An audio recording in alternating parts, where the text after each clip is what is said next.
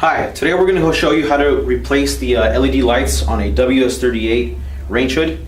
And first and foremost, you're going to want to make sure that the power is cut off to the unit. And once we've established that, then we can go ahead and begin with the replacement. Now, we already have the filters and the OLED trays removed. So if you don't know how to do that, you can go ahead and watch our other videos to show you how to do that. Once you get to that and the filters and trays have been removed, next step is to remove the side panels. And this particular unit, there's going to be two side panels. So you have one here and one on the other side, and it's going to be held in by two screws. One sitting here at the top, another sitting here at the bottom, and the same goes for the other side. Total of 4 screws.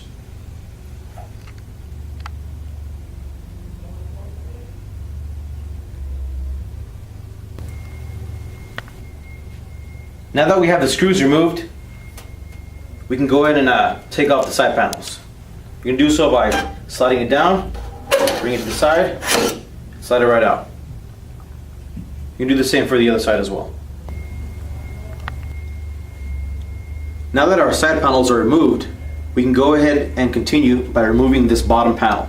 And we're going to do so by removing 2 screws. One sitting here and the other right over here.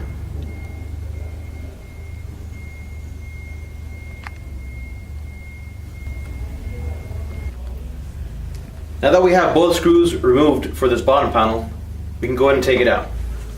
Now you're going to want to make sure that you have a good handle on this bottom panel, because when you have it installed, it may drop out and you don't want to pull on any wires. So just go make sure that you have a nice grip on it. And set it aside. Now we're going to go ahead and remove the control switch.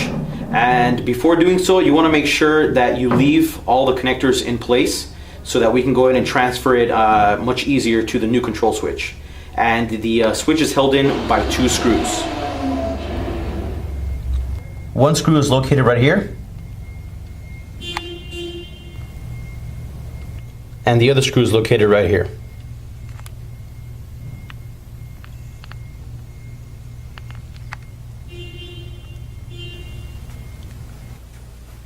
Now that the 2 screws have been removed, we can go ahead and remove the control switch.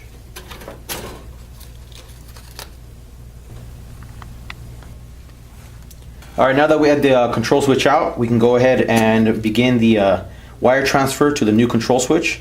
That's what makes everything much simpler, so that's why we leave everything connected, so we can go ahead and just match up the ports to the new control switch and transfer the wires over. You can either start from left to right or right to left. Just make sure that the plugs are located in the same location as the old switch. So let's start with this connection right here. Transfer it over. Next, here. Transfer over. And just like these 2 screws, you can go ahead and continue the process with the remaining wires.